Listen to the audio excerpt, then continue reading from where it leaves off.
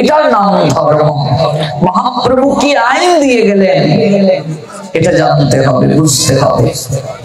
কলিযুগে পুজো পার্বণেরও মহাপ্রভু যথাযথভাবে অনুমতি দেননি। যতই পুজো পার্বণ করো, পুজো পার্বণ দ্বারা উদ্ধার সম্ভব নয়। চার যুগের চারটা ধর্ম, সত্যে কি? সত্যে ধ্যান, ত্রেতায়ে কি? যজ্ঞ, দাপরে কি? পরিচর্যা, পুজো পার্বণ, কলিতে কি? একমাত্র কৃষ্ণ নাম।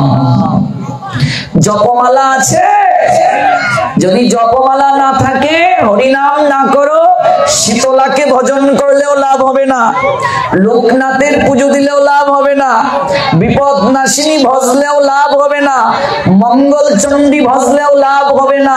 পূর্ণ হতে পারে কিছু, কিন্তু কেউ তোমাকে উদ্ধার করতে পারবে না যদি কলিযুগে কেউ কৃষ্ণ নাম জপ না করে। কোনদিন উদ্ধার সম্ভব নয়। প্রভু কহে, কহিলাম এই মহামন্ত্র, ইহা সবে জপ গিয়া করিয়া নির্বন্ধ, ইহা হইতে সর্বসিদ্ধি হইবে সবার, সর্বক্ষণ বলইতে বিধি নাহিয়া। কি বলছেন লাস্ট কথা? হরের নাম, হরের নাম, হরের নামইব কেবলম, কলৌ নাস্তেব, নাস্তেব, নাস্তেব গতির অন্যথা। কলিযুগে হরিনাম ছাড়া আর কোনো গতি নেই, আর কোনো গতি নেই, আর কোনো গতি নেই, কোনো গতি নেই। যে সরকার আসবে সেই সরকারের যেমন প্রাধান্য থাকে, তেমনি ভাবে এই যুগে যিনি এসেছেন ভগবান শ্রীমান মহাপ্রভু, তার আইনটাই সর্বাগ্রে শিরোধার্য, আর কারো আইন চলবে না। কলিযুগে মহাপ্রভুর আইন ছাড়া আর কারো আইন চলবে না। পরিবারের সদস্য যদি 5 জন হয়, 5টা জপমালা থাকতে হবে, এটা কলির ধর্ম। এবার জপমালাও নাই, হরিনামও করে না, কিচ্ছু করে না, দৌড় শুরু করেছে ভিক্ষা করার জন্য। স্বপ্নে দেখেছে না কি, কে গোপালের সেবা দিতে হয় ভিক্ষা করে। কোনদিন হরিনামও করে না, কিছুই করে না। কাজে আমরা জানি না, বুঝি না, উপলব্ধি করি না।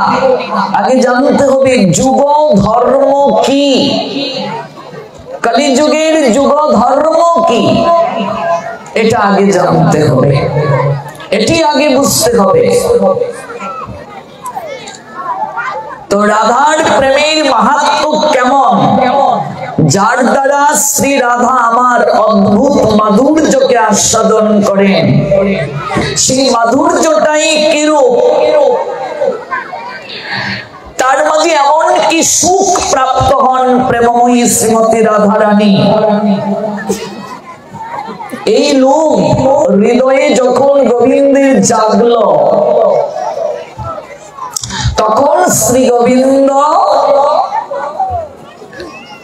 তিনি সেটি অনুভব করার জন্য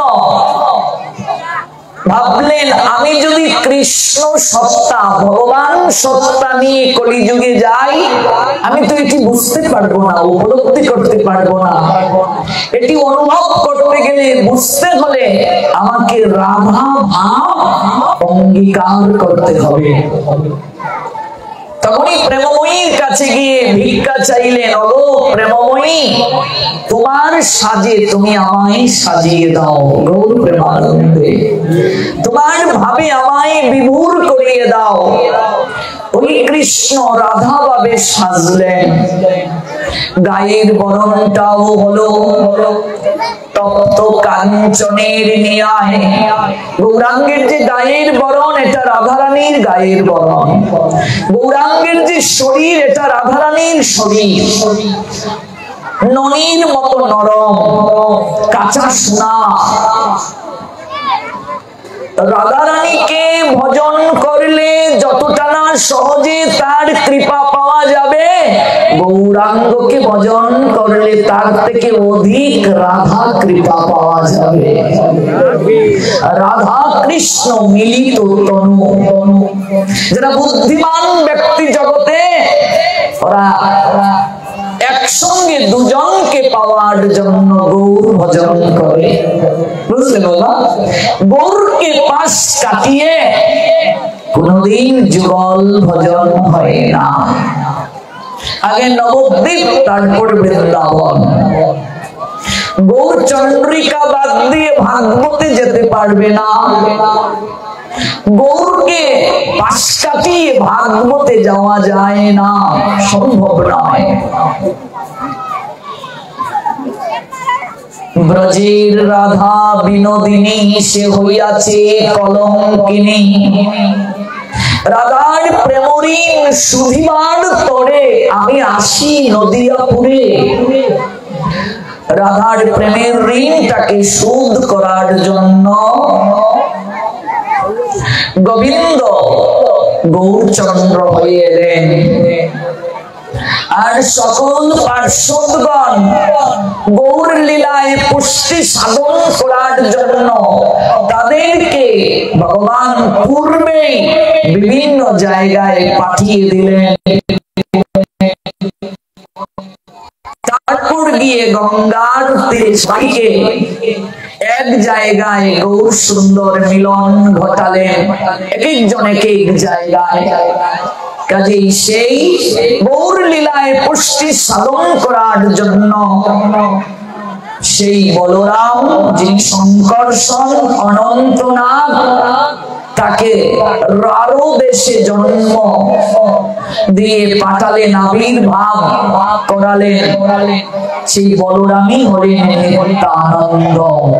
যে নিতাই চাঁদের মহিমা আমরা দুদিন শ্রবণ করছি, আজও শ্রবণ করব। বলরাম হইল নিতাই, পাপি তাপি যত ছিল হরি নামে উদ্ধারিল। তার সাক্ষী জগায়ার মাধানি, ব্রজের কানাই কলিতে নিমাই।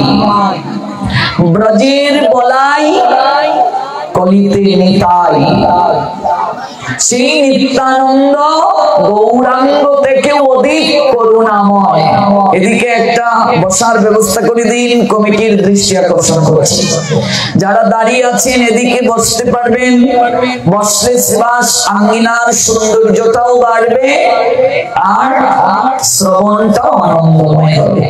পিছনে যে সকল বাচ্চারা কথা বলছে একটু কৃপা করে দৃষ্টি দিন।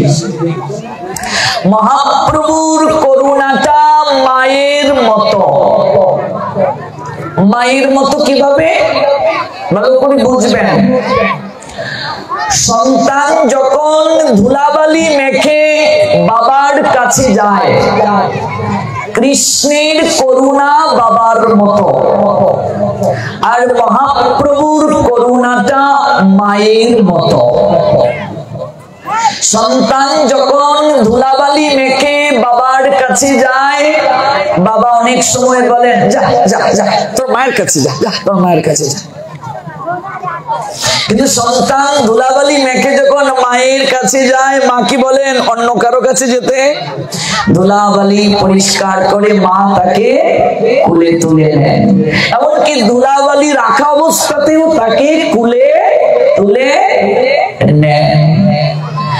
কৃষ্ণের করুণা বাবার মতো। কৃষ্ণের নিকটে কেউ যদি প্রেম ভক্তি চায়, সহজে ভগবান কৃষ্ণ দেন না গো, একটু যাচাই বাছাই করে পাত্রটা ঠিক আছে কিনা একটু দেখি। যাচাই বাছাই ছাড়া প্রেম দেন না। কিন্তু মহাপ্রভুর কাছে যদি কেউ প্রেম প্রার্থনা করে, প্রেম যখন প্রার্থনা করে না চাইতেই দেন প্রেমধন। গৌর প্রেমানন্দে চাইতে হয় না, না চাইতেই দেন প্রেমধন। চাওয়ার প্রয়োজন নেই, চাওয়ার প্রয়োজন হয় না গো। না চাইতেই দেন প্রেম ধন, চাওয়ার আগেই প্রেম ধন দান করে দিয়ে দেন। কৃষ্ণ যদি ছুটে ভক্তে ভক্তি মুক্তি দিয়া, কবু প্রেম ভক্তি না দেন তারে রাখে লুকাইয়া। কৃষ্ণের কাছে যদি কেউ প্রেম ভক্তি চায়, বলছেন কবু প্রেম ধন তারে না দেন রাখে লুকাইয়া। সহজে দেন না, লুকিয়ে রাখেন। একটু যাচাই করেন দেখি পাত্র ঠিক আছে কিনা।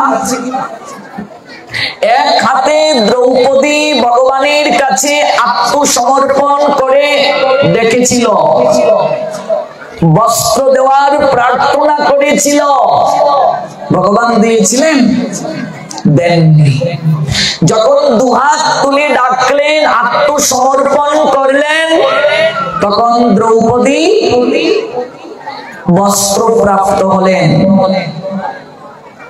অথচ সেই ভগবান কৃষ্ণ, সেই ভগবান নিত্যানন্দ প্রভু কলিযুগে হাত তুলে অপেক্ষা করছেন আমাদের জন্য। ভক্ত ভগবানের কাছে আত্মসমর্পণ করার পূর্বেই ভগবান দুটো হাত তুলে আমাদের জন্য অপেক্ষা করছেন। ওরে, আমি অনন্তকাল ধরে দুটো হাত তুলে অপেক্ষা করছি, তোরা একবার মুখে হরি বল। অনন্তকাল ধরে হাত তুলে অপেক্ষা করছেন মহাপ্রভু। কৃষ্ণই মহাপ্রভু, কিন্তু তিনি করুণায় বিগলিত। কৃষ্ণ থেকেও অধিক করুণাময় মহাপ্রভু। হেন প্রেম শ্রী চৈতন্য দিলেন যথা তথা, যাচাই করলেন না। জগাই মাধাই পর্যন্ত অন্যের কা কথা, জগাই মাধাইকেও দিয়ে দিলেন। তাদের পাপ কার্য লিখতে লিখতে 17টা ঘটাউন ভরে গেল,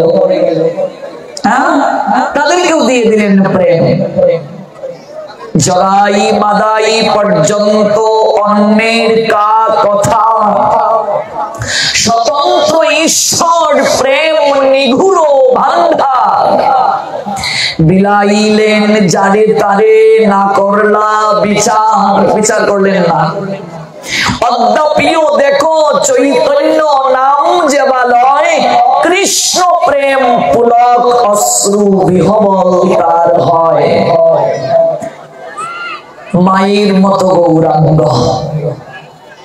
প্রত্যেক যুগে ভগবান অস্ত্র ধারণ করলেন, অসুরদেরকে সংহার করলেন, কিন্তু কলিযুগে কি মহাপ্রভু কাউকে হত্যা করেছেন? অস্ত্র ধারণ করে কাউকে মেরেছেন? প্রেম দ্বারা চিত্তটাকে ধুয়ে মুছে পরিষ্কার করে দিলেন। মহাপাপীকেও প্রেম দ্বারা স্নান করিয়ে দিলেন, প্রেমের জল দ্বারা সিঞ্চন করলেন। এজন্যই অবতার সার গুড়া অবতার, সকল অবতারের মাঝে আমার মহাপ্রভু শ্রেষ্ঠ। সকল ভগবানের মাঝে আমার মহাপ্রভু সর্বশ্রেষ্ঠ, যার উপরে কেউ নেই। গৌরাঙ্গ নাম নেওয়ার সঙ্গে সঙ্গে প্রেম লাভ হয়। যে গৌরাঙ্গের নাম লয় তার হয় প্রেমোদয়, তারে মুই যাই বলিহারি। নাম নেওয়ার সঙ্গে সঙ্গে প্রেম, যাচাই বাছাই করেন না। অত্যন্ত পাপী পাষণ্ডী যে গুড়া প্রাণে না মানিল তারে, হরিনাম দিয়া হৃদয় সুধিল যাচি গিয়া ঘরে ঘরে। অত্যন্ত পাপী যে, পতিত যে, পাষণ্ডী যে, তারেও প্রাণে মারলেন না। হরিনাম দিয়া হৃদয়কে শোধন করে দিলেন যাচি গিয়া ঘরে ঘরে। কৃষ্ণ থেকেও করুণায় শ্রেষ্ঠ মহাপ্রভু। আমার দুধকে যদি গরম করা হয়, ঘন করা হয়, আগুনে উত্তাপ দিয়ে স্বাদ বেড়ে যায় না কমে যায়? দুধকে যদি ক্ষীর করা হয়, ঘন করা হয়, স্বাদ বাড়ে না কমে? বাড়ে। কৃষ্ণই মহাপ্রভু, কিন্তু কৃষ্ণের প্রেম ঘনীভূত রূপ, বুঝলে?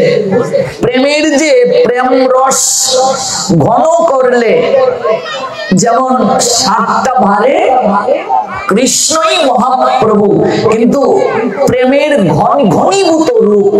যেমন দুগ্ধকে জাল দিয়ে ঘন করলে যেমন স্বাদ বেড়ে যায়, কৃষ্ণ প্রেমের ঘনীভূত রূপ হলেন আমার মহাপ্রভু।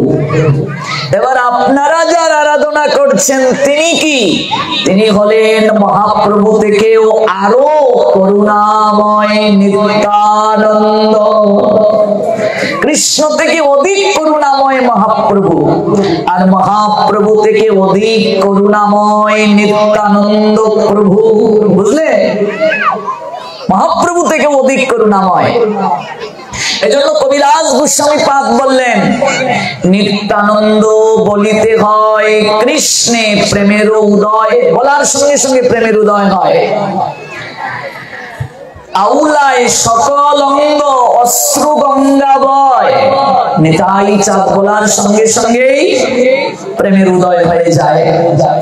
আউলায় সকল অঙ্গ, অঙ্গের মাঝে শিহরণ দেয়, লোমগুলো দাঁড়িয়ে যায়, অশ্রুধারা ঝরতে থাকে, গদগদ ভাব আসে গো। আউলায় সকল অঙ্গ অশ্রু গঙ্গা বয়। মহাপ্রভু থেকে অধিক করুণাময় নিত্যানন্দ। মহাপ্রভু বলছেন, আমার নিতাইকে যে অবমাননা করে সে কোনদিন আমার কৃপা পাবে না। গৌর কৃপাও সম্ভব নয়, রাধা কৃষ্ণ কৃপাও সম্ভব নয়। নিত্যানন্দকে পাশ কাটিয়ে মহাপ্রভুর কাছে যেতে চেয়েছিলেন রঘুনাথ দাস গোস্বামী পাদ। এই যে স্বর গোস্বামী পাদের অন্যতম গোস্বামী শ্রীরূপ সনাতন, রঘুনাথ ভট্ট, গোপাল ভট্ট, রঘুনাথ দাস আর শ্রীজীব, এই হলেন স্বর গোস্বামী। স্বর গোস্বামী পাদের মাঝে একজন যার নাম রঘুনাথ দাস গোস্বামী, যিনি 1416 শতাব্দে হুগলি জেলার অন্তর্গত সপ্তগ্রাম, আদি সপ্তগ্রাম হতে কিছু দূরে দক্ষিণ দিকে প্রাচীন সরস্বতী নদীর পূর্ব তীরে শ্রীকৃষ্ণপুর নামক গ্রামে আবির্ভূত হন, জন্মগ্রহণ করেন। সপ্তগ্রাম মানে 7টি গ্রামের সমষ্টি। 7টি গ্রাম হলো সপ্তগ্রাম। সপ্তগ্রাম কি কি? সপ্তগ্রাম, বংশবাটি, তারপর হচ্ছে শিবপুর, বাসুদেবপুর, কৃষ্ণপুর, নিত্যানন্দপুর আর হচ্ছে শঙ্করনগর। এই 7টা গ্রামের একত্রিত নাম সপ্তগ্রাম। এই সপ্তগ্রামের অধিপতি ছিলেন, জমিদার ছিলেন রঘুনাথ দাসের বাবা। জেঠার কোন সন্তান ছিল না, তাই বাবা জেঠার একমাত্র উত্তর অধিকারী, দুজনেরই একমাত্র উত্তরাধিকারী হিরণ্য মজুমদার আর হলেন গোবর্ধন মজুমদার। গোবর্ধন মজুমদার বাবা, হিরণ্য মজুমদার জেঠা। হিরণ্য মজুমদারের সন্তান না থাকার কারণে রঘুনাথ দাস বাবার থেকেও বেশি আদর জেঠার নিকট থেকে প্রাপ্ত হয়েছেন। তৎকালীন সময়ে আজ থেকে 500 বছর পূর্বে রঘুনাথ দাসের বাবা জেঠার বছরে ইনকাম ছিল 20 লক্ষ মুদ্রা। ও বাবা, 500 বছর আগে 20 লক্ষ টাকা মানে বুঝতে পারছেন তো? 500 বছর আগে 20 লক্ষ টাকার মূল্য বুঝতে পারছেন তো? 1 টাকায় 8 মণ চাল পাওয়া যেত। 8 মণ, 1 টাকায় 8 মণ চাল পাওয়া যেত শায়েস্তা খানের আমলে। 3 টাকায় উৎকৃষ্ট একটা বাছুর সহ গাভী পাওয়া যেত। আর তারও পূর্বে 20 লক্ষ টাকা যার বছরে উপার্জন, কত বড় জমিদারের সন্তান। 12 লক্ষ টাকা ব্যয় হতো, 8 লক্ষ সঞ্চয় হতো কোষাগারে। 12 লক্ষ ব্যয়, 8 লক্ষ কোষাগারে জমা। সেই বাবা যেটার একমাত্র সন্তান, বংশের একমাত্র প্রদীপ, ছোটবেলা থেকেই তার মাঝে বৈরাগ্য জেগে গেছে, ভগবানের প্রতি প্রেম জেগে গেছে, ভক্তি জেগে গেছে, বুঝলে? একমাত্র ছেলে, বাবার যেটা, তারা যাবেন কুলপুরোহিতের গৃহে। কুলপুরোহিত চাঁদপুরে, চাঁদপুর মানে বাংলাদেশের চাঁদপুর নয়, ভারতের হুগলি জেলায় একটা গ্রাম আছে যার নাম চাঁদপুর। কুলপুরোহিত বলরাম আচার্য, কুলগুরু যদুনন্দন আচার্য। যদুনন্দন আচার্য অদ্বৈত আচার্য প্রভুর অন্তরঙ্গ শ্রী চৈতন্য অনুগত শিষ্য। নামাচার্য হরিদাস ঠাকুর বলরাম আচার্যের গৃহে অবস্থান করছেন চাঁদপুরে। লক্ষহীরা বেশ্যাকে বেনাপোলের জঙ্গলে উদ্ধার করে হুগলি জেলায় চাঁদপুরে চলে গেলেন হরিদাস ঠাকুর বলরাম আচার্যের গৃহে। বলরাম আচার্যকে কুলপুরোহিত, রঘুনাথের বাবা যেটা হিরণ্য মজুমদার, গোবর্ধন মজুমদার কুলপুরোহিতের গৃহে যাবেন। ছোট্ট রঘুনাথ দাস, তিনি গিয়ে বায়না ধরলেন বাবার কাছে, আমিও তোমাদের সঙ্গে যাব।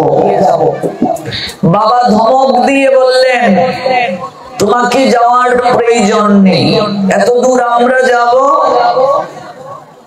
তোমাকে যাওয়ার প্রয়োজন নেই, ভবনে থাকো।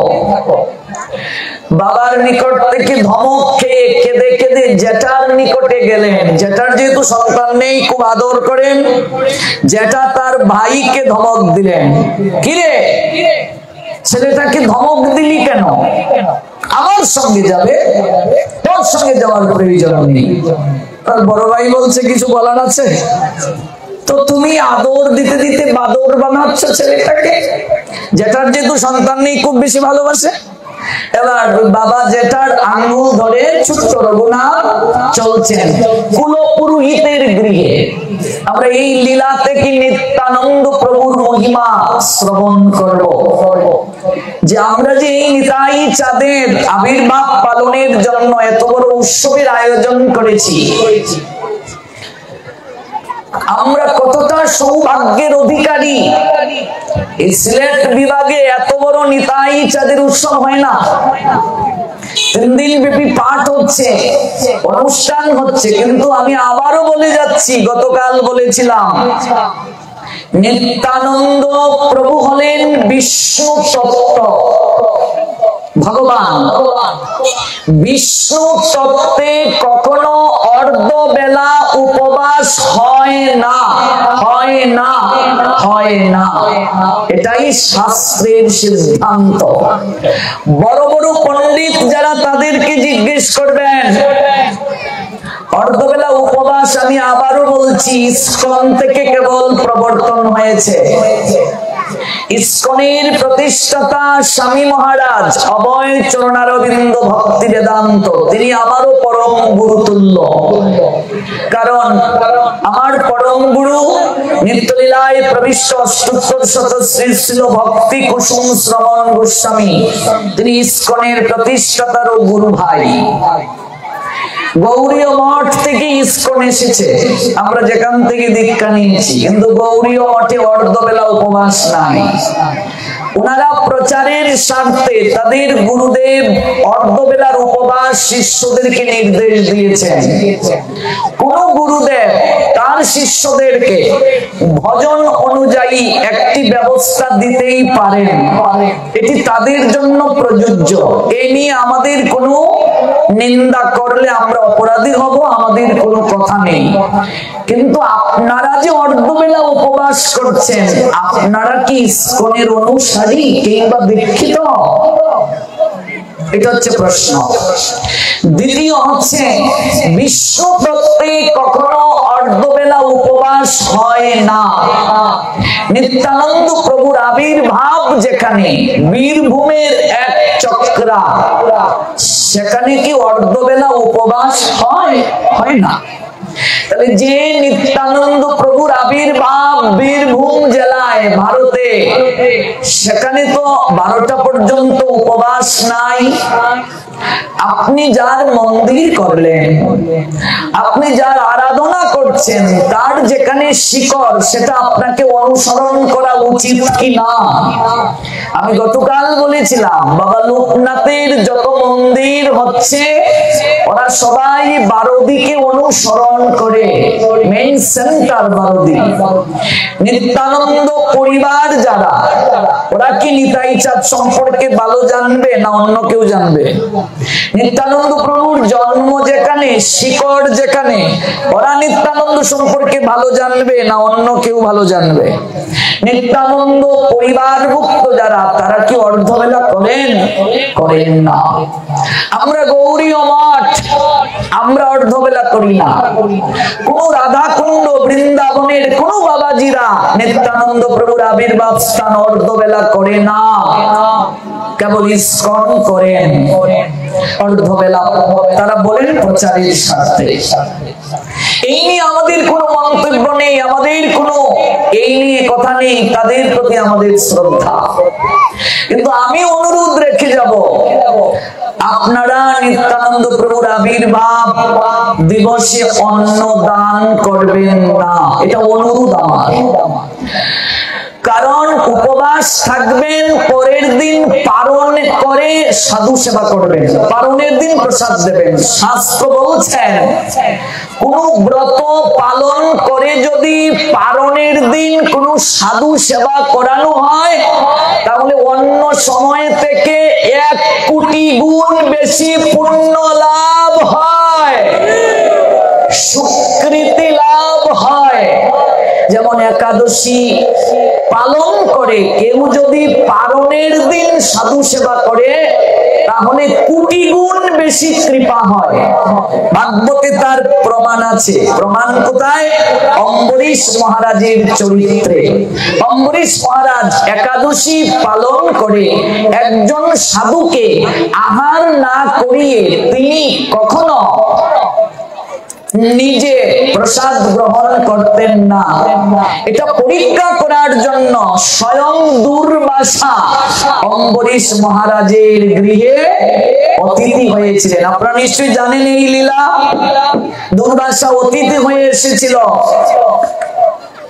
এবং অতিথি হয়ে আসার পর পরীক্ষা করছেন, দেখি কত বড় সাধু অম্বরীশ। ইচ্ছে করেই তিনি দেরি করছেন, ইচ্ছে করেই দেরি করছেন এবং পারণের সময় চলে যাচ্ছে। তখন অম্বরীশ মহারাজ ভগবানকে সাক্ষী রেখে একটু জল গ্রহণ করে নিয়ম রক্ষা করলেন। দুর্বাসা এসে ক্ষুভিত হয়ে বলছেন, তুমি না অনেক বড় পণ্ডিত, তুমি না অনেক বড় সাধু, তুমি না ব্রত পালন করে একজনকে আহার না করিয়ে সেবা গ্রহণ করো না, তো তোমার গৃহে অতিথি থাকার পরও তুমি কি করে নিজে সেবা গ্রহণ করলে? দুর্বাসাকে করজুড়ে বলছেন, প্রভু আমি তো কেবল ব্রতের নিয়ম রক্ষা করেছি, আপনি কৃপা করে প্রসাদ গ্রহণ করুন। দুর্বাসা ক্ষোভিত হয়ে একটা চুল কর্তন করে জটা থেকে একটা দৈত্য সৃষ্টি করে অম্বরীশ মহারাজের দিকে